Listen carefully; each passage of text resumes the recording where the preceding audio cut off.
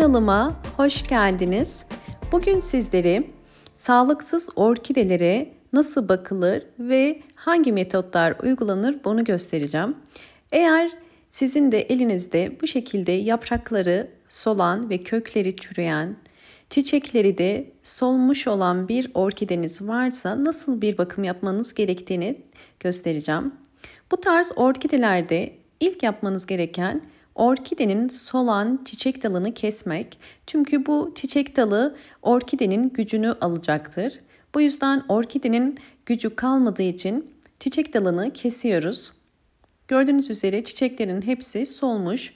Bu belirtiler bize orkidenin köklerinde problem olduğunu gösteriyor. Eğer çiçekleri soluyor, yaprakları yumuşuyorsa zaten saksı dışından da gözüktüğü üzere kökleri genelde çürümüş oluyor. Kökleri bu şekilde çürüyen orkideyi saksısından çıkarmanız gerekiyor ve kök bakımı yapmanız gerekiyor. Gördüğünüz üzere içinde sünger var. Bu sünger fazla sulamalar sonucunda orkidenin bu şekilde köklerinin çürümesine sebep oluyor. Sağlıksız ve içi boşalan, tel gibi olan kökleri kesiyoruz. Bu orkidenin kökünde hastalık da var. Bu yüzden bütün köklerini kesiyorum. Evet, bütün köklerini kestikten sonra bu tarz orkidelerde mutlaka dezenfekte etmeniz gerekiyor. Çünkü bu tarz orkidelerin genelde mutlaka üzerinde bir unlu bit ya da trips gibi böcekler de olabiliyor. Bunlardan kurtarmak için orkidenizin köklerini iyice temizledik ve yıkayacağız. İyice yıkadıktan sonra bakın bu şekilde bir bardağın üzerine koyuyorum. Şimdi orkidemin yeniden dezenfekte edip canlanması için toz tarçın kullanıyorum. Toz tarçın orkidelerde dezenfekte etmek için çok önemli bir temizleme maddesi. Üzerine kaynar su koyuyorum. Bu kaynar suyun soğuması gerekiyor. İyice karıştırıp soğuması için bekleyeceğiz. Tarçın biliyorsunuz ki antioksidan özelliği sayesinde özellikle çürümelerde ve hastalıklarda hızlı bir şekilde iyileşmesine yardımcı olur. Sizler de mutlaka orkideleriniz bu şekilde çürük ise tarçınlı suda bekletin. Evet, bakın 30 dakika beklettim ve soğudu. Şimdi bunu süzüyorum. Çünkü o tarçının toz parçalarının orkide köklerine ve yaprağına yapışmaması için bu şekilde süzüyorum. Evet, bakın böyle bir kalıntılar kalıyor. Şimdi bu su bizim için çok önemli. Orkidemizi bununla dezenfekte edeceğiz. Orkidelerinizi dezenfekte etmeden kesinlikle yeni bir saksıya almayın.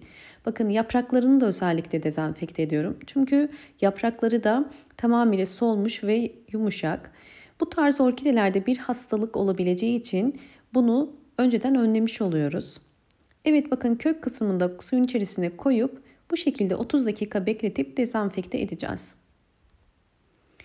Bu arada arkadaşlar orkidemizi yeniden canlandırmak için böyle bir pet şişe kullanıyorum ben. Bu orkidemizin gördüğünüz üzere yaprakları çok yumuşak ve kökü hiç yok. Bu tarz orkidelerde ters su kültürü uyguluyoruz. Ters su kültüründe bakın sadece bu kadar su giriyor. Yani orkidenin yapraklarının uç kısmı sadece suya değecek. Ve bu orkidemizin daha hızlı kök çıkarabilmesi için sera ortamı oluşturacağız. Bunun için yeni bir pet bardağı bakın bu şekilde kesiyorum. Bu delikler önemli çünkü kök kısmının hava alabilmesi için mutlaka bu tarz küçük delikler açmanız gerekiyor sera yönteminde. Yoksa orkidenin köklerinde küflenme olabilir ve bu yöntemde mutlaka orkidenin köklerini çok iyi kurutun. Kuruduğundan emin olduktan sonra sera yöntemi uygulayın. Ve kenarlarından bakın bir toka ile tuturup bunun bu şekilde sabit kalmasına yardımcı olacağız. Ve orkidemiz bu sera ortamında hızlı bir şekilde kökler çıkaracak. Evet, bu şekilde bol ışık alan bir pencere kenarına koyabilirsiniz ve suyu azaldıkça mutlaka su ekleyin. Çünkü zaman ile buharlaşıp suyu azalacaktır. Evet, şimdi sizlere bu yöntemde uyguladığım hemen diğer orkidemi de göstermek istiyorum. Bu yöntemi uygulayalı tam 20 gün oldu. Şimdi sizlere 20 gün içerisindeki bakın sonucu göstereceğim. Bu orkidem 20 günde bu hale geldi. Bu orkidemin ve diğer orkidemin tüm gelişmelerini sizlerle tek tek paylaşacağım.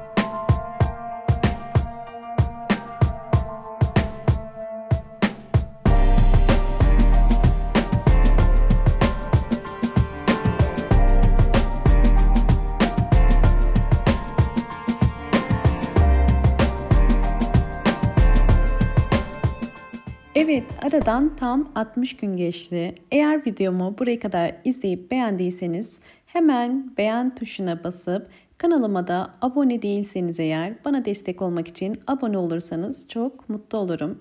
60 gün sonunda orkidelerimin son halini sizlerle paylaşacağım. Bu ilk sizlerle beraber bakım yaptığımız orkidem, ters su kültürü uyguladığım orkidem. Gördüğünüz üzere şu anda yeni kökler çıkardı ve aynı zamanda yeni bir çiçek dalı da çıkardı. Hemen sizlere bakın yakından gösteriyorum. Gördüğünüz üzere şu anda artık sağlıklı kökleri çıkmaya başladı. Ve normalde bu aşamada çiçek dalı çıkarmaz fakat çiçek dalı çıkardı. Ve yapraklarını da bakın gösteriyorum. Yeni bir yaprak çıkarmaya başladı. Bu yöntemde orkideler hem yaprakları bakın yumuşaktı, canlı ve sert hale geliyor. Hem de yeni yaprak, yeni kök ve yeni çiçek dalı çıkarıyor. Bu aşamada orkidelerinizin yaprakları bazen solabilir, sararabilir. Bu çok normal çünkü ters su kültürü uyguluyoruz ve hiç kökü yok. Orkideler bu aşamada güçlenmek için bütün gücünü yapraktan alır. Yapraklarınızın yumuşaması ya da sararması önemli değil. Zaten ilerleyen zamanlarda biraz sabırlı olmanız gerekiyor. 2 ay sonunda orkideleriniz kendini toplamış ve yeni kökler, yeni çiçek dalları ve yeni yapraklar çıkarmış oluyor. Bu yöntemde dikkat etmeniz gereken püf nokta uzun süre yapraklar suyun içerisinde kalınca bu şekilde bakın yapışkan bir tabaka oluşabiliyor. Yapmanız gereken bir 15 günde bir bakın suyu da bu şekilde kirlenebilir. Bu suyu götürüp döküp yeni bir su dolduracağız ve yaprakların uç kısmını da çeşmede biraz yıkadım. Bakın yeni bir suda koydum. Gördüğünüz üzere bakın şu anda yapraklarını uç kısımlarını yıkayınca bu şekilde artık yapışkansı kısmı kalmadı. Tekrar bu şekilde suyun içerisine koyup bol aydınlık olan bir pencere kenarına koyuyoruz. Suyu kirlendikçe suyunu değiştirebilirsiniz ya da suyu zamanla buharlaşıp azaldıkça yine su ekleyebilirsiniz. Bu püf noktalara dikkat etmeniz yeterli.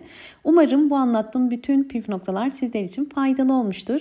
Videomu buraya kadar izleyip beğendiyseniz hemen beğen tuşuna basıp kanalıma da abone değilseniz eğer bana destek olmak için abone olabilirsiniz. Bol bol yorumlar yapıp yorumlar kısmında da sorularınız varsa sorabilirsiniz. Hoşça kalın, sağlıkla kalın.